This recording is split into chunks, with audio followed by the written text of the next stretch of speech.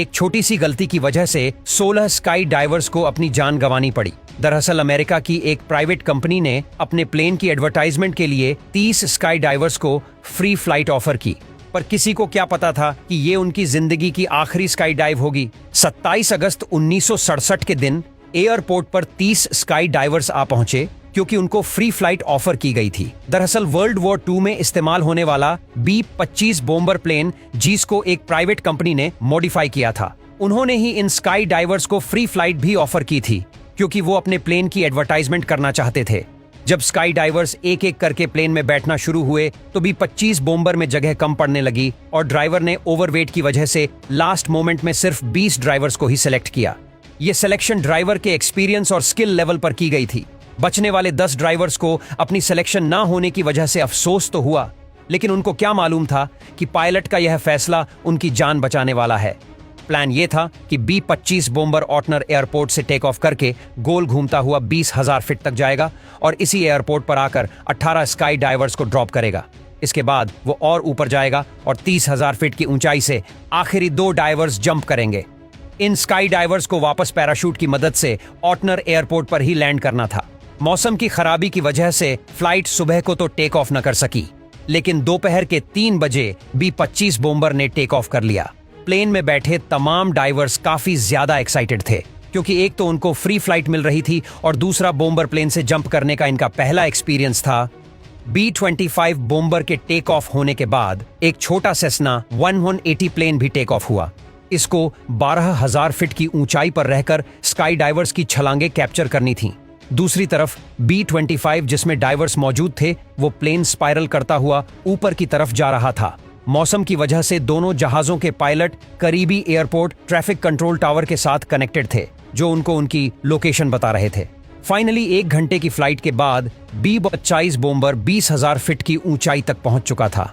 Pilot ने control tower को radio किया और अपनी लोकेशन पता की। उस दौर में GPS टेक्नोलॉजी नहीं हुआ करती थी, लिहाजा अगर मौसम खराब हो तो पायलट्स को कंट्रोल टावर से मदद लेनी पड़ती थी। कंट्रोल टावर ने B-25 की पायलट को बताया कि वो ऑटनर एयरपोर्ट से 9 किलोमीटर दूर है और इस हिसाब से B-25 प्लेन की लोकेशन मैप पर कुछ इस तरह थी, यानी अब वो ड्रॉप जोन के करीब पहुंच चुके थे। इससे ठीक 1 मिनट के बाद सेस्ना 180 के पायलट ने भी कंट्रोल टावर से कांटेक्ट किया और B-25 के हिसाब से अपनी लोकेशन पता की। क्योंकि मौसम की खराबी की वजह से सेस्ना के पायलट को B-25 दिख नहीं रहा था। एयर ट्रैफिक कंट्रोलर ने सेस्ना के पायलट को बताया कि वो B-25 से 9 किलोमीटर पीछे है, यानी मैप पर देखा जाए तो B-25 बॉम्बर की लोकेशन ऑटनर एयरपोर्ट से 9 किलोमीटर दूर थी, यानी सेस्ना की लोकेशन भी B-25 से 9 किलोमीटर पीछे थी और ऑटनर एयरपोर्ट से 18 किलोमीटर दूर बन रही थी। चंद मिनटों के बाद 20,000 फीट की ऊंचाई पर B-25 के पायलट ने दोबारा से अपनी लोकेशन मालूम की। इस बार कंट्रोल टावर ने बताया कि वो ऑटनर एयरपोर्ट के ऊपर पहुंच चुके हैं। इसी पर पायलट ने 18 स्काई डाइवर्स को जाम करने का इशारा किया। वो छोटी सी गलती जो स्काई डाइवर्स की जान लेने वाली थी वो असल में हो चुकी है, पर फिलहाल मालूम किसी को भी नहीं। इस ऊंचाई पर टेम्परेचर -30 डिग्री सेल्सियस था। इसी वजह से तमाम स्काई डाइवर्स ने जंप सूट की अपने ऊपर एक्स्ट्रा लेयर टाई हुई थी। तमाम स्काई डाइवर्स ने एक साथ B-25 से छलांग लगा ली ताकि फ्री फॉल के दौरान वो एक साथ अपनी फॉर्मेशन बना ली। उस वक्त उनको अपने नीचे बादलों की एक लेयर दिख रही थी और उनको अपने पैराशूट बादलों को क्रॉस करने के बाद डिप्लॉय करने थे। वो सारे अपने फ्री फॉल को एंजॉय करने लगे, लेकिन जब उन्होंने बादलों की मोटी लेयर को क्रॉस किया तो उन सब की एक्साइटमेंट अचानक से खौफ में बदल गई। वो देखते हैं कि उनके नीचे जमीन नहीं बल्कि दूर दूर तक लेक एरी का गहरा पानी है। इस वक्त इनकी ऊंचाई तकरीबन 3,000 फीट ही थी और सबने फौरन अपने अपने पैराशूट्स डिप्लो कर दिए। इस उम्मीद में है कि वो किसी तरह लेक के बॉर्डर पर जमीन के करीब लैंड कर पाए, लेकिन अफसोस ऐसा न हो सका। जिस जगह उन्होंने पानी में लैंड किया वो जगह कम से कम जमीन से 10 मीटर दूर थी। उनका ख्याल था कि वो पानी में लैंड करने के बाद फौरन अपनी हार्नेस से निकलेंगे और तैरकर मदद का इंतजार करेंगे, लेकिन जैसा वो सोच रहे थे वैसा बिल्कुल भी नहीं हुआ। उन्होंने जो गर्म कपड़ों के लिए पहन रखी थी उनके वजन की वजह से उनका पानी के ऊपर तैरना बिल्कुल भी पॉसिबल नहीं था। इनमें से 2 डाइवर्स ऐसे थे जिन्होंने लैंड करने से पहले ही अपने जूते और फालतू वजन उतार दिया था। सिर्फ यही 2 डाइवर्स थे जो कुछ देर तक पानी में तैर सके और बाद में इनको रेस्क्यू कर लिया गया। बाकी 16 डाइवर्स अफसोस के साथ जिंदा नहीं बच सके और उनकी बॉडीज अगले कई दिनों तक किसी को भी नजर नहीं आई।